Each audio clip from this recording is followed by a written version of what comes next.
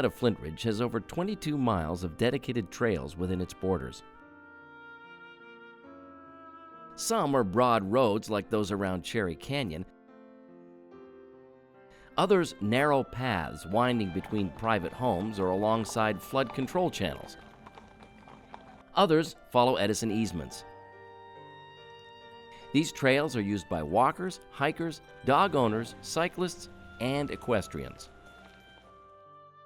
As the population of LA County nears 10 million, these peaceful trails are a welcome respite from the stress of living in the second most populous city in America.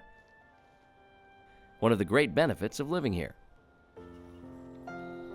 Yet many take the trails for granted, assuming they've always been here or that they somehow maintain themselves. Most people out for a jog or walking their dog have no idea of the battles that have been fought for these trails.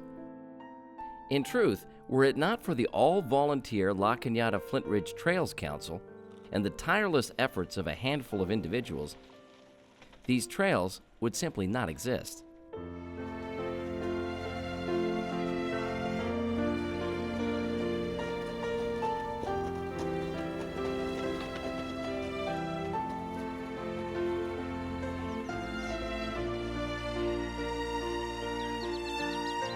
This is the story of how these trails came into existence, how they were almost lost, and how they were recovered. Those trails were dedicated as part of the development. Just like there are streets, there are trails that were dedicated from the beginning.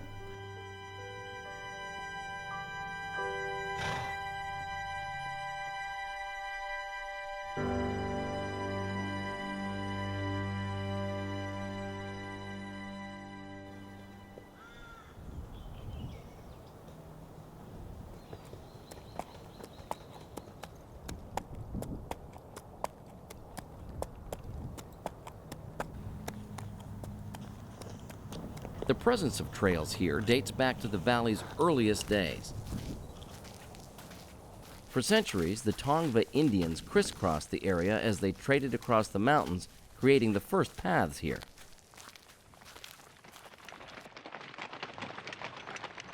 In the 1870s, Mormon engineers cut the short-lived Soledad Road at a diagonal through the valley, then up into the mountains. Their goal was to bring silver down from the Cerro Gordo mines, but the road was abandoned before completion for a different route. During the construction of the Angeles Crest Highway, the old Soledad Road was clearly visible above the new highway. In the late 1800s, when Jacob Lanterman and Adolphus Williams first laid out the Rancho La Cañada land grant, the roads themselves were little more than horse and wagon trails.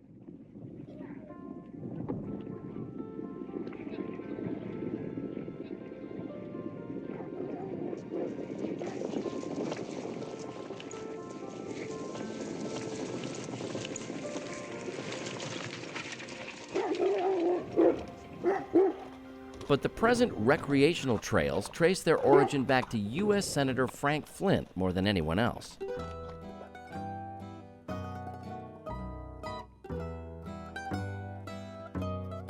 In 1905, Flint began buying up land here to create a suburb for Pasadena, naming it Flintridge after himself.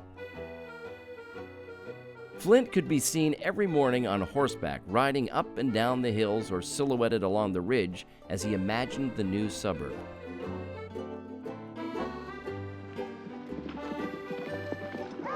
Legend has it, all the major roads were based on trails he made during these rides.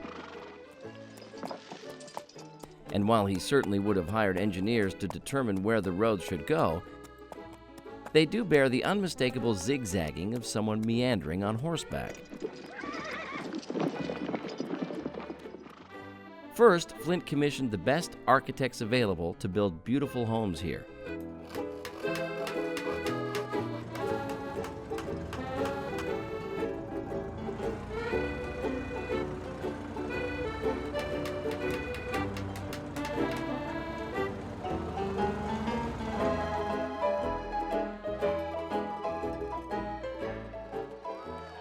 In 1925, Buster Keaton shot several scenes from the movie 7 Chances around the senator's own home.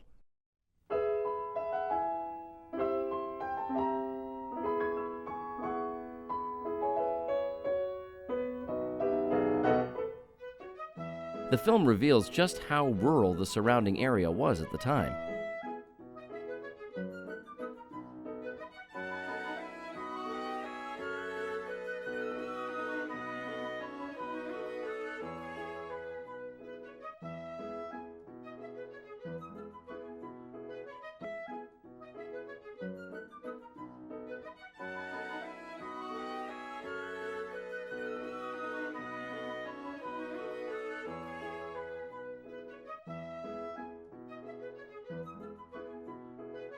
The new house was located on Flintridge Avenue between Woodley and Commonwealth.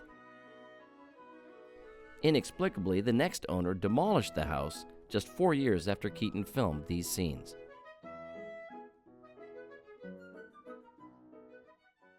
Next, Flint envisioned what the papers called a trio of recreation: horseback riding, golfing, and relaxing by a new hotel atop the San Rafael Hills. The horse trails connected all these projects together.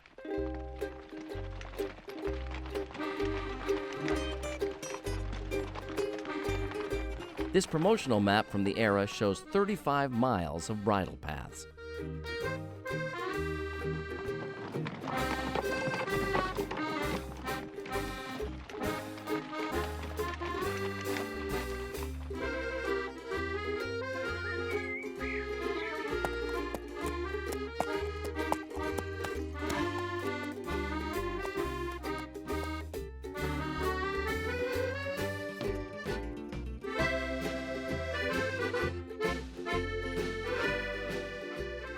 In 1923, the Flintridge Riding Club opened near the arroyo.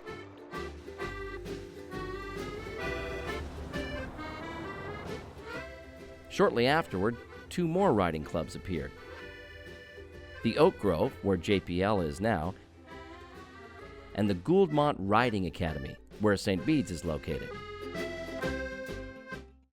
Gouldmont was managed by British riding master W.J. Clements, a horse instructor for the royal family. He's pictured here with some students in 1926 on what is known as Horse Lane, looking north from Foothill.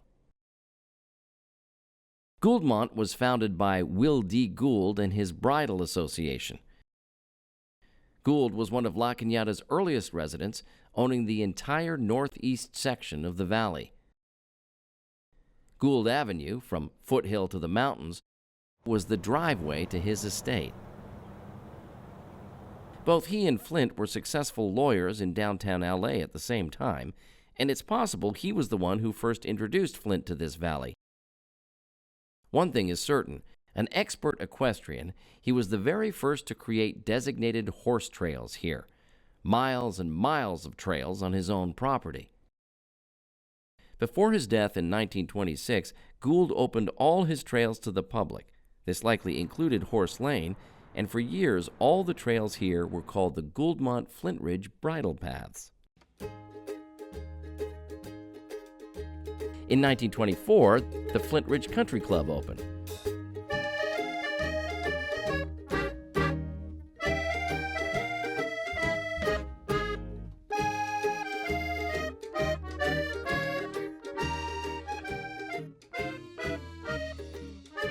The golf course encircled a natural plateau which became the Meadow Grove area, an oasis of elegant homes surrounded on all sides by greens.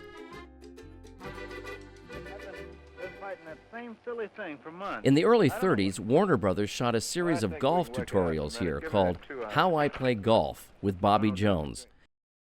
The Meadow Grove area is seen on the right and in the background of the next several shots. Well, I want you to meet the folks who are going to work with us in this picture. Mr. James Cagney. How are you? Do? I noticed when you played that mash and niblick shot that the ball broke from right to left, had a little hook on it. Will that kind of shot stop just as quickly as one played the other way from left to right? I think I could beat him. What? Beat Bob? Sure. Well, you're not serious, are you? Why not? I'm not bad, you know. You're not willing to make a little bet, are you? Say, Bob, the gang is...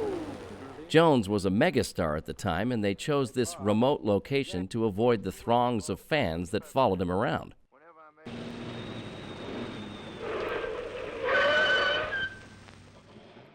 That choice has left us some rare glimpses of early Flintridge, such as Oak Grove Park, today Hahamonga Park.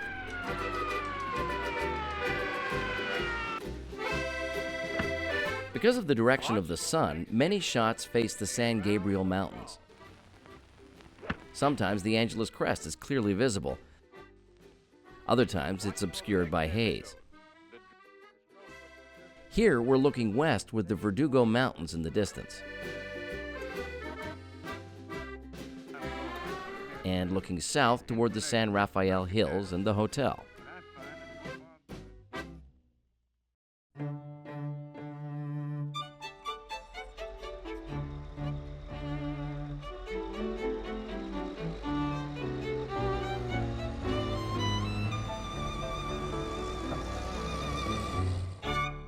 In 1926, Flint began work on his most ambitious project, the Flintridge Hotel, also designed by Myron Hunt.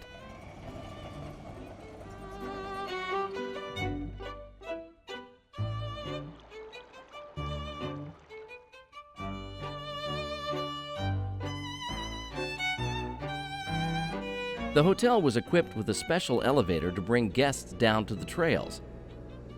Though now defunct, the elevator appears just as it did when first built, and portions of the original bridle paths still wrap around the hillside. Trails led toward Pasadena or La Cañada. The Pasadena Trail went down to Linda Vista, then the Municipal Golf Course, today Brookside, then up through Devil's Gate Dam to the Arroyo. The trail on the La Cañada side wound its way down to Inverness, then Highland, and finally Berkshire at Woodley. From there, riders had a choice. They could go north along Woodley with the golf course on their right. The trail turned at Georgian, then went up the center of Gould Avenue.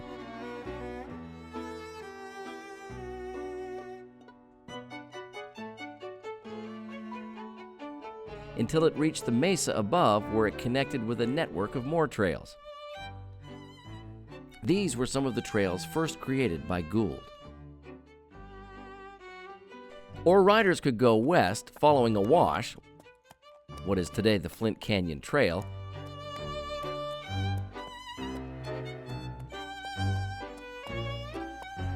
continuing along Descanso Drive, around El Camino Cordo, then up Alta Cañada to Olive, over to Green Street, across Haskell, later Angeles Crest Highway, until it finally connected with the trails on the mesa.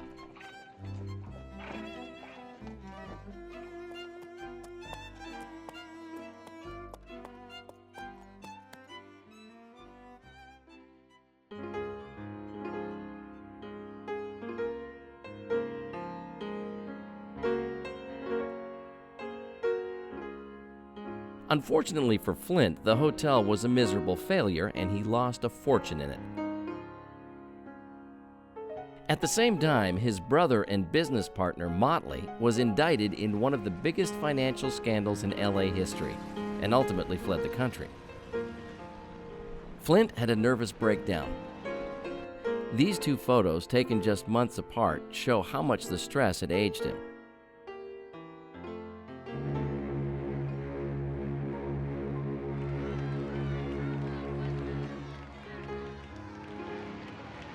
He took an ocean voyage to settle his nerves, but died of a massive heart attack while at sea near the Philippines.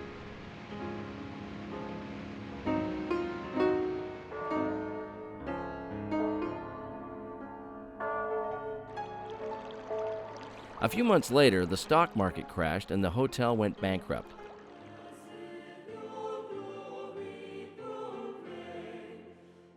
In 1931, it became Sacred Heart Academy for Girls, which it is to this day.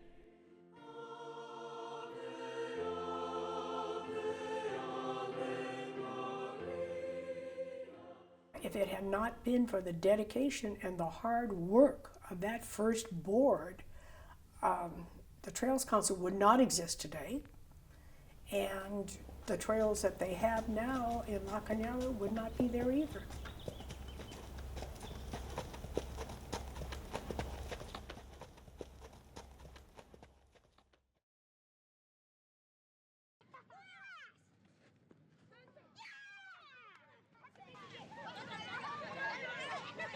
During the Great Depression, there was little new construction here. But the end of World War II delivered the baby boom and an explosion of development. The tranquil orchards and vineyards that once graced the valley were bulldozed, one after the other, to make way for new housing, subdivisions, and strip malls.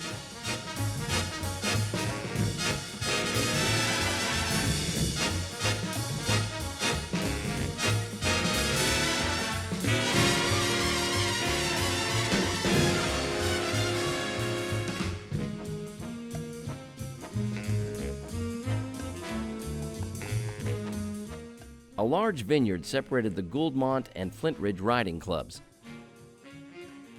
In 1946, it was torn out to make way for a new subdivision. Frank Capra filmed a scene from It's a Wonderful Life during its construction.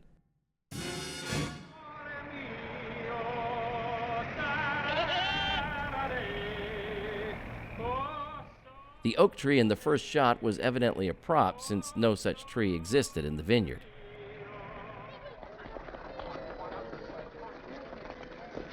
Mr. and Mrs. Martini, welcome home. Good old George, he's always making a speech. The homes were built primarily to accommodate JPL's expanding workforce. In the movie, they substituted nicely for the fictitious Bailey Park.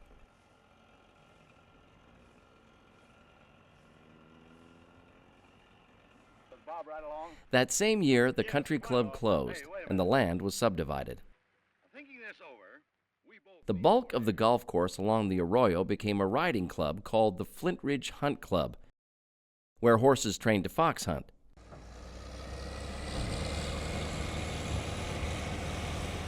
Eventually, this too closed down and was replaced by La Cañada High School. In 1946, the clubhouse, another Myron Hunt, and the land around it became St. Francis High School.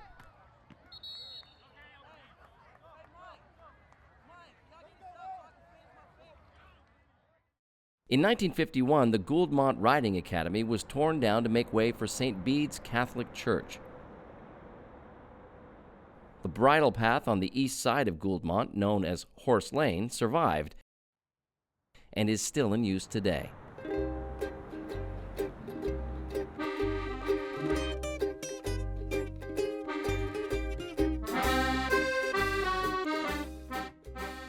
With the demise of the golf course, the trail along Woodley was lost. The trail up the center of Gould Avenue was also discontinued. The trail leading from the hotel down to Berkshire was overgrown with disuse. Technically, this trail still exists and belongs to the county. Few people who pass this small cut on Berkshire near Woodley realize this was once an active bridle path. By the late 60s, much of the original 35 miles of bridle paths were either lost or fragmented. Contractors often ignored trails, building right over them. This was especially true of smaller spur trails or feeder trails, which connected backyard barns to the main paths. Few of these remain. Carmita Frost lived on El Camino Corto, near where the 2 freeway ends at Foothill. One morning, she took her horse out of her backyard barn, as she did every morning, rode down her street to Foothill, trotted east to Indiana Street, then up to the trail entrance behind Armstrong Nursery. But this morning, she was shocked to discover that a fence had been erected and access denied. And the next thing you know, we got there and it was totally fenced off behind the nursery, and big chain link fence, no gates, no nothing. Amazed that we couldn't get on the Edison and anywhere. And we turned around and came home, and were very upset and didn't know what to do. Riders and hikers had been using this trail for decades. This 1925 photograph taken from above Descanso Gardens shows the early Edison power lines. Even back then, trails are visible around the towers. And in the 1950s, Edison made an official agreement with the community for use of the trails. But now Edison decided it didn't want to risk the liability should someone suddenly decide to climb one of the towers, though such a person could easily climb a fence, too. People are going to ride their horses up there so they can climb the towers? I mean, excuse me. Another resident outraged by the closure was Clem Glass, a commercial realtor and avid hiker who lived in the Alta Cañada area. He loved hiking anywhere. And he would also hike up the Edison lines up off of Olive Lane. He and my mom moved to La Cañada in 1940, right after they were married. So he was one of the people that voiced his concern of taking this away from the community. Clem Glass, Carmita Frost, Lou Pizzo, Don and Scarlett Hibner, Francis Wilbur, and about a dozen other trail users began meeting on a regular basis to discuss the problem. They feared La Cañada was going the way of another foothill community, Arcadia. Despite being home to the world-famous Santa Anita racetrack and many horse owners, Arcadia's bridle paths had been lost to development. Had no one stepped up at that time, we would have ended up as like Arcadia, because that's the path Arcadia took.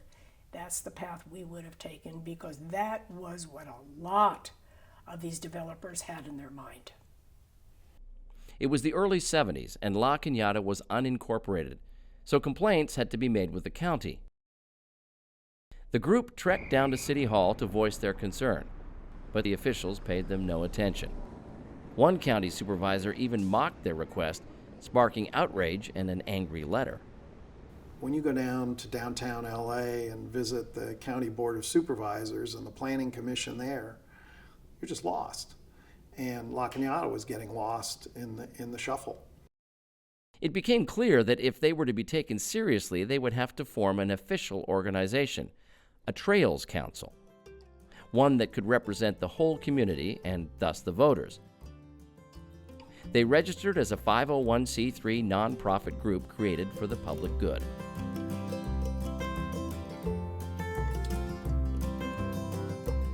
Their goal was to promote, improve, and protect the trails, and to expand them wherever possible, starting with reconnecting those sections isolated by development.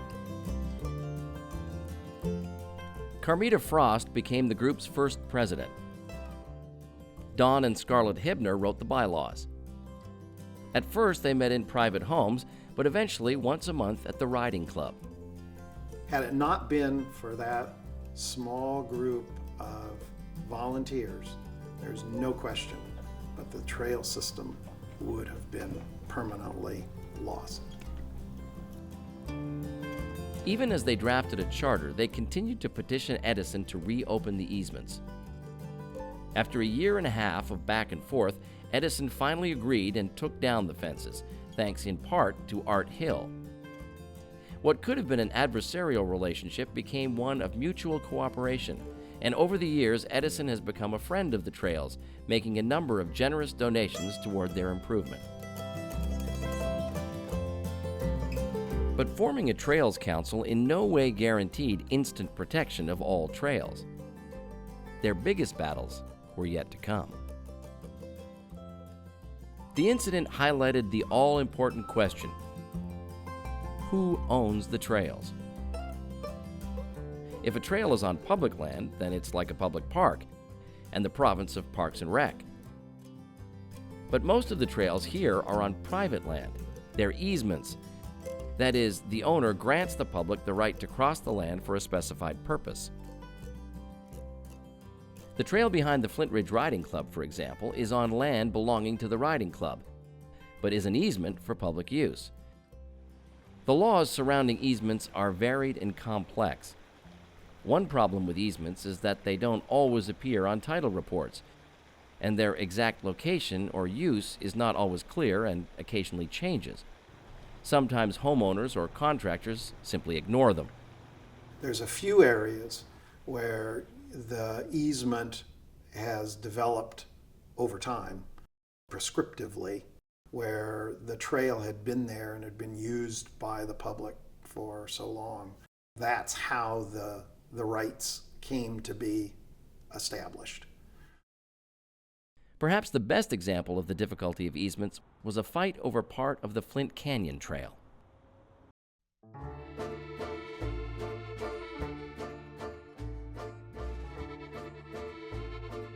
In 1980, a wealthy Glendale dentist and developer named Melvin Ricks built a large house on Berkshire just east of the tennis club. He then built an unpermitted bridge spanning the canyon and put up a gate on the easement, effectively closing the trail. His claim on the easement started an 11-year legal battle over a 400-foot stretch of dirt. This trail was the only connection between the San Rafael Hills and the San Gabriel Mountains.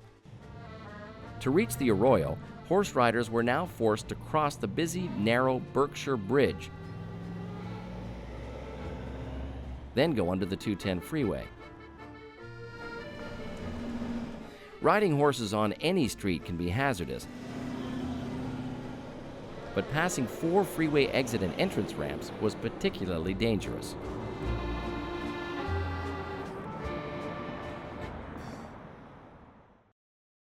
Dr. Rick's justification for closing the trail was the instability of the hillside, which he blamed on trail users and in turn the city. Though La Canada Flintridge had incorporated only 4 years before he moved here. In truth, this problem could be traced to earlier development. When Frank Flint first built the country club, a road called La Cañada Verdugo connected La Cañada to Pasadena. It started at Foothill, where St. Bede's is now, passed in front of the clubhouse, seen here. You leave the car over by the clubhouse, will you? Then snaked between the golf course and Meadow Grove, over to Linda Vista and Devil's Gate Dam. The road can be glimpsed in many shots of the Bobby Jones's films. But this winding 2-lane road was insufficient for the sudden increase in traffic brought on by the post-war boom. In 1958, Caltrans tore up the old road and replaced it with what was intended to be the first section of the Foothill Freeway, then called Route 118, seen here after its completion in 1966. Ironically, this road was improperly built and was torn out a few years later in 1974, replaced with the 210. A developer who owned the land east of the Berkshire Bridge asked if the torn-up road could be dumped onto his property to create a landfill. This would not only extend his property, but also protect it during heavy rains. Tons and tons of torn-up concrete blocks were dumped into Flint Canyon and then covered with dirt. Large chunks of the old road can still be found in the area. The section along the trail lined with old telephone poles was a horse corral. Later on, other torn-up roads and debris were also dumped into this area. What no one foresaw at the time, however, was that this diverted the water as it flowed toward the arroyo. Over the years, it began wearing away the east bank of the stream. Heavy rains accelerated the erosion. Occasionally, large trees fell into the stream and had to be painstakingly removed. Dr. Ricks cited just such an incident when he closed the trail. When all negotiations with Ricks failed, the city sued him. Ricks countersued. They went back and forth for years.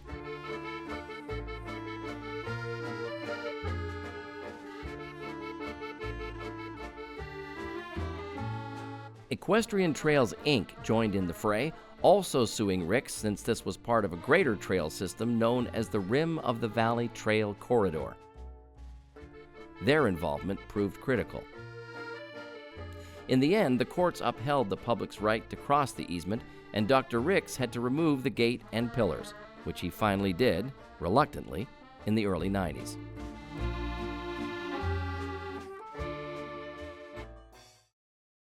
I know ultimately he granted an easement. I mean, at the end of the day, that was the settlement with the city. It's doubtful Ricks spent more than a few $100s to put up this gate in the first place, but untold thousands were spent in legal fees to make him take it down. An abutment from his old bridge still stands, a silent monument to the whole ordeal.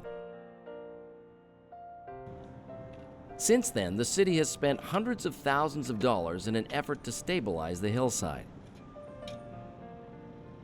In 2009, a retaining wall was built above the trail.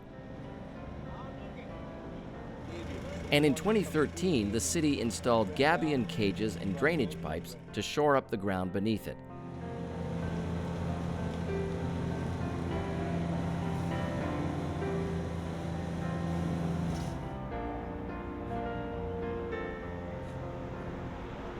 Caltrans has a vested interest in the stability of this area since the freeway is only a few feet above the trail here. Should the hillside ever collapse, it would undercut the 210. This is another unique characteristic of these trails, that so many entities intersect them at various points. Caltrans, Edison, flood control, the fire department, and so on.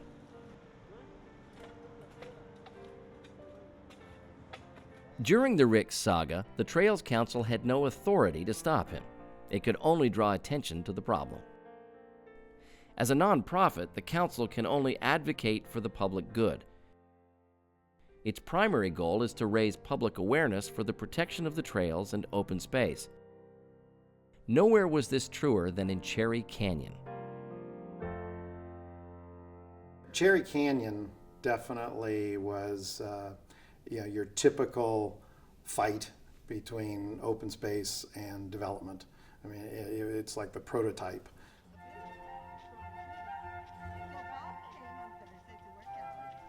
Cherry Canyon is a favorite with trail users. A beautiful 40-acre open space in the heart of Canada Flintridge. The crowning jewel of the city.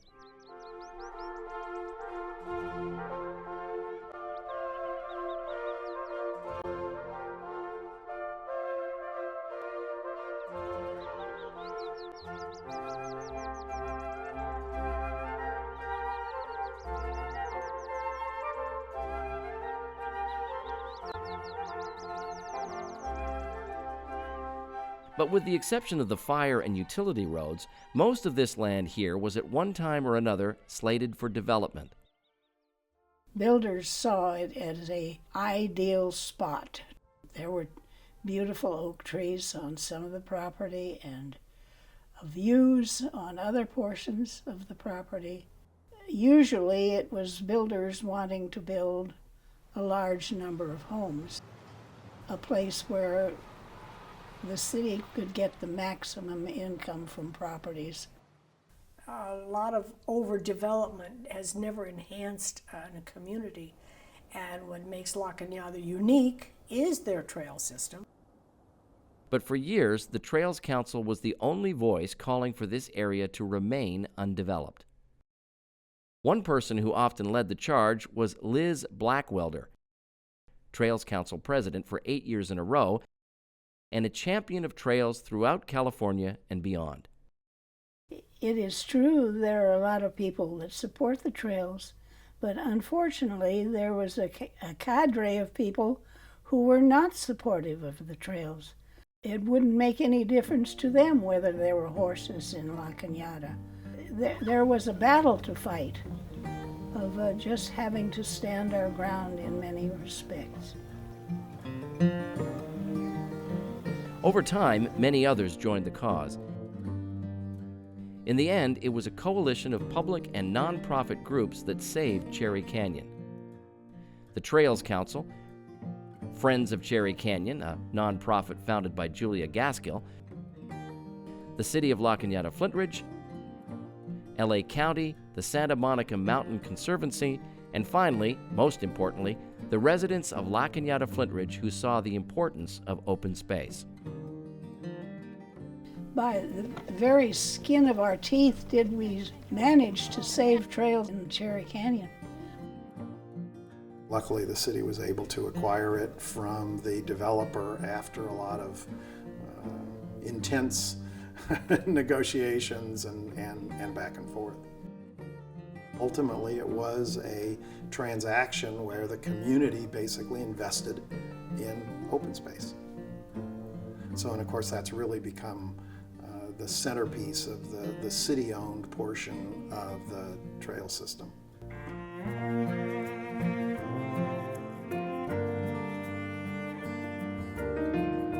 When Ignacio Coronel first named this entire area Rancho La Cañada, meaning a glen between mountains, he was referring to the San Gabriel Mountains and the San Rafael Hills.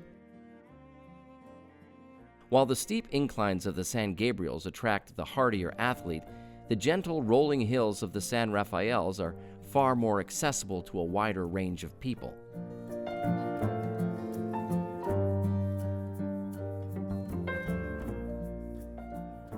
Today, Cherry Canyon is home to miles of attractive trails, including the Cerro Negro Trail, the Owl Trail, the Ultimate Destination Trail, the Conservancy Trail, and Liz's Loop, named for Liz Blackwelder.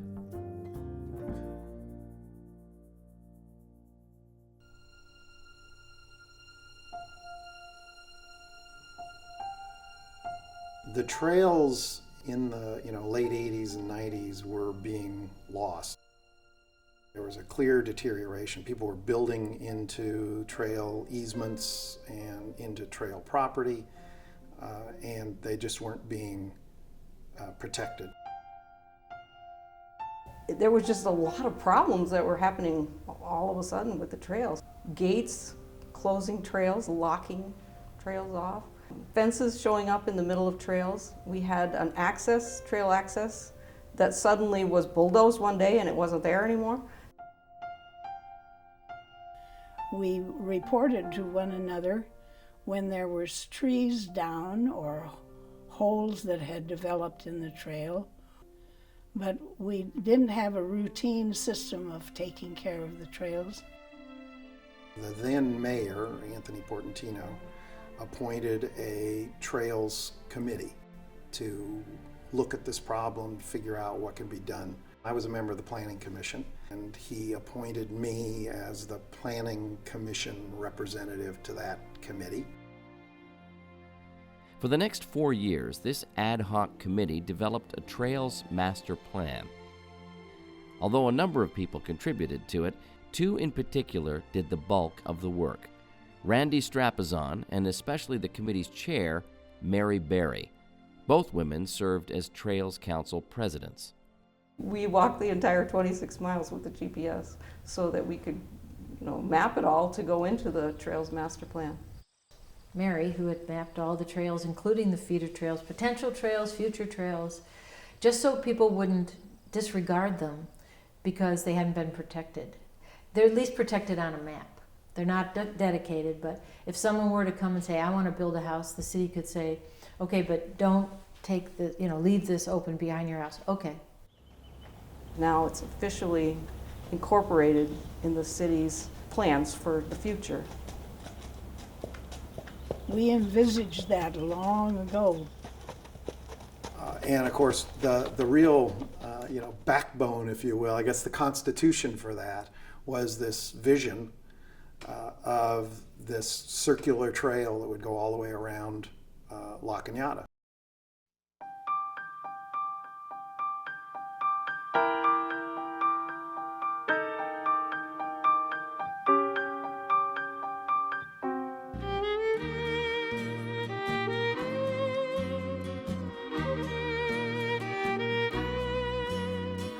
He was such a presence in all of our lives and in so many people's lives.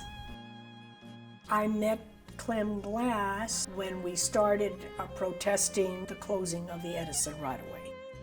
He was a very, very nice man. You could say something with a big smile on his face, and you definitely got the meaning of what he was saying. In the late 60s, even before the formation of the Trails Council, Clem Glass proposed the idea of creating a trail that would encircle the entire city. The concept may not have originated with him. Indeed, Flint's 35 miles of bridle paths looped around the city.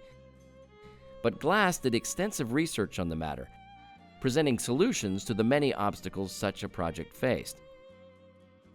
The result was a report completed in 1970 with accompanying maps and photographs. Glass was convinced that a loop trail was not only feasible, it could be accomplished quickly, within a few months. His vision was prophetic, but his timing was a little off. Instead of a few months, it took over 40 years. This freeway came through La Cañada.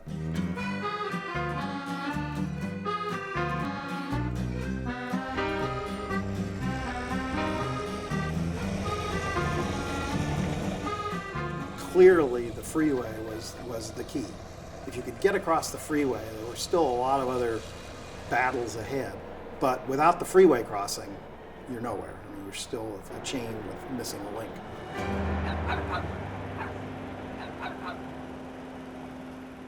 Without question, the construction of the 210 freeway in the 1970s brought the most substantial environmental change this valley has ever known. Over 550 homes were destroyed. The city was divided into two sections, and the noise level shot up. Golfers on the old Flintridge Country Club could not possibly have imagined that within just a few years, the quiet of these fairways would be obliterated by a deafening 8-lane freeway.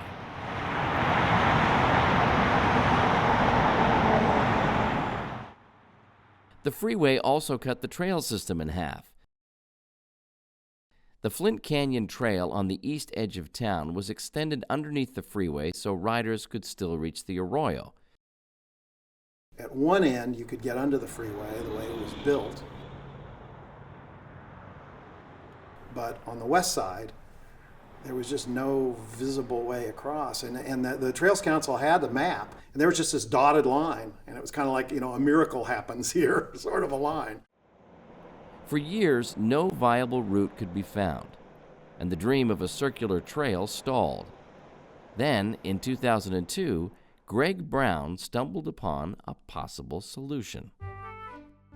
So I went down there it was one Saturday afternoon, I still remember it, and I walked this property, and I got down to the back of the property where the freeway is, and there's this thing, and I'd lived in La Cañada at that point for, I guess 20 years, and I'd never noticed the structure going over the freeway.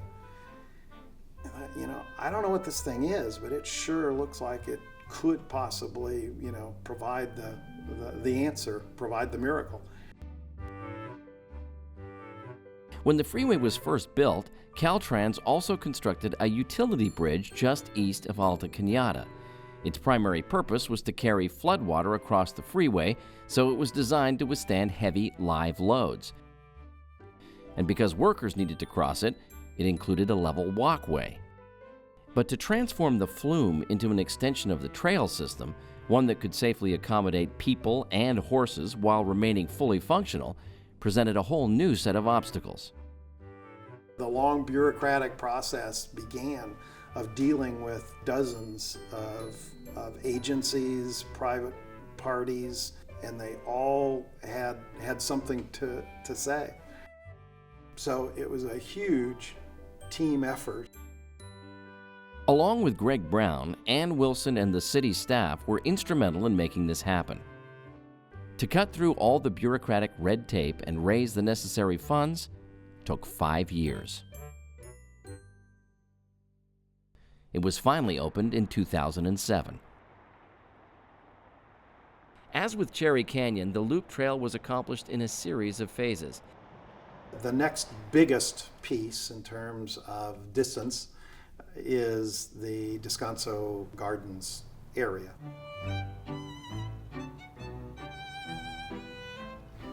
There was a concern that having all of these people on these trails would enter the gardens illegally and destroy the plants, the environment, and they wanted to ensure that their beautiful gardens, world famous Descanso Gardens, would be protected from any type of violence or destruction. This is where the county was extremely helpful, and Mike Antonovich's office was very helpful. In the end, it was LA County Supervisor Mike Antonovich who made this possible. An equestrian himself, Antonovich has been a friend of the trails and has even hosted his annual Trail Dusters ride through here. There's just a lot of talking going on, and so year after year they would brief me, and the city would indicate that that was their goal, to have a loop. And I said, well, why don't you all get together, Parks and Recreation, Descanso Gardens, the Guild, and the city of La Cañada, and discuss how we can accomplish this goal. And as a result, we were able to work together to find a solution to that problem. You know, very frankly, the gardens has a different focus than trails. And ultimately, we brought in a trail designer to come up with several different routes. The idea was to basically stay out of the gardens business, out of the operating Descanso gardens, which also fit best with the route. The Descanso Gardens Trail opened in 2009. The last piece of the puzzle was to connect the freeway crossing with the Descanso Trail. This link, named for the Trails Council, was finally opened in 2011, fulfilling a 40-year dream.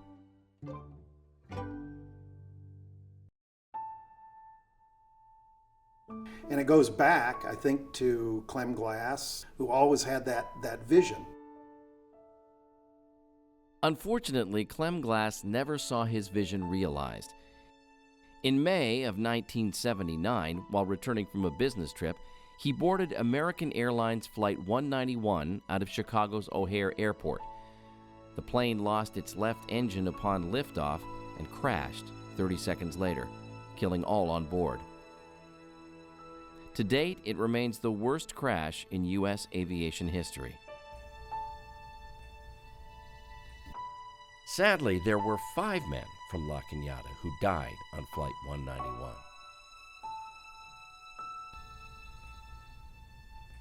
When we lost him, our world was turned upside down.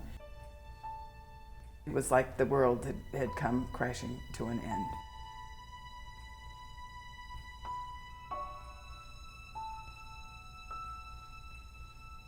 My parents had lost a child suddenly in a tragic car-train accident when she was February of her senior year at Pomona College.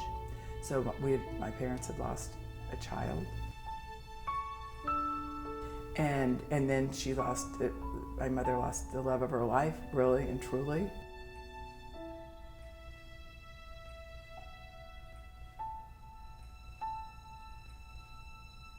I didn't think that my mom could survive a minute without him because she'd known him since she was in junior high school.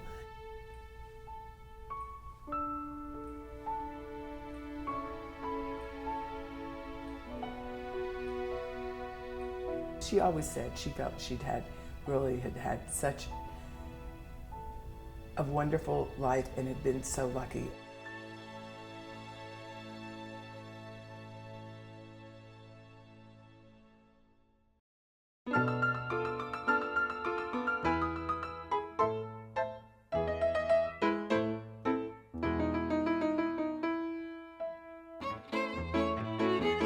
In the late 1800s, Will Gould cut the first known horse trails in La Cañada. Frank Flint developed Flintridge with horse trails as part of the original layout. For the first half of the 20th century, the trails remained whole and protected. Starting with the post-war construction boom, developers began encroaching on the trails. In the early 70s, the Trails Council was formed to protect them. The trails were most seriously threatened during the 1980s and the 1990s. But the triumph of saving Cherry Canyon as open space was soon followed by the success of completing the Loop Trail. The Trails Council has been awarded innumerable awards, most notably the Trails Conference Award and the Tupper Award. And when the city finally adopted the Trails Master Plan, it was a major victory for trail advocates.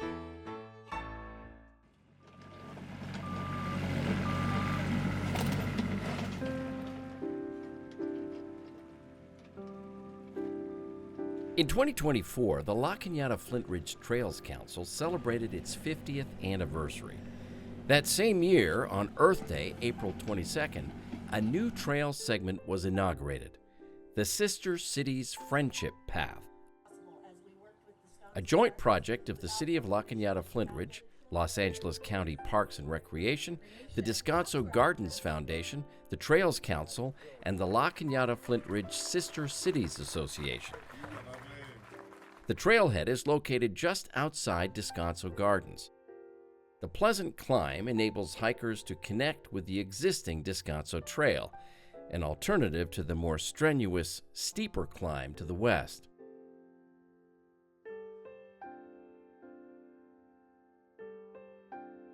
Villanueva de la Cañada in Spain, sister city to the city of La Cañada Flintridge, has dedicated a new trail in their own city, commemorating the shared passion both cities have for preserving, enjoying, and protecting open spaces in their communities.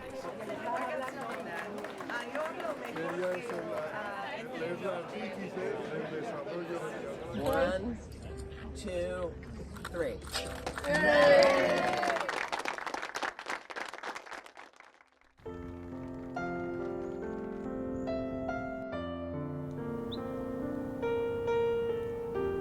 La Cañada is defined as a semi-rural community, and its equestrian culture is an integral part of that. Although these are multi-use trails, they were first and foremost horse trails, directly tied to the city's equestrian heritage. And it has primarily been horse people who fought to preserve them.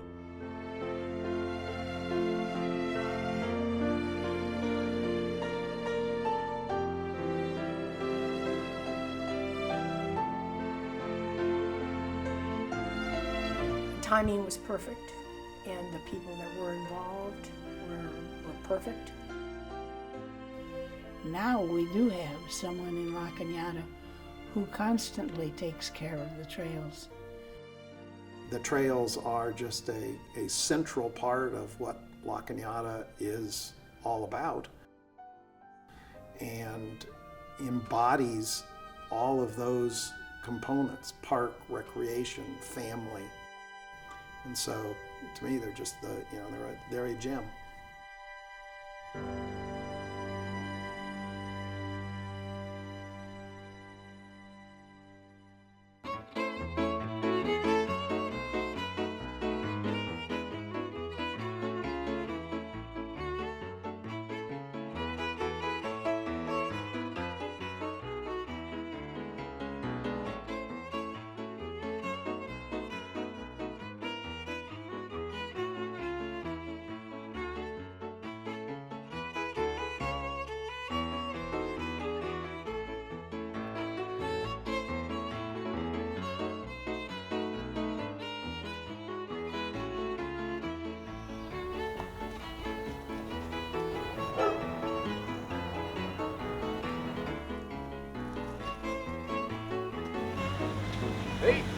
Don't mind me. All right. How are you?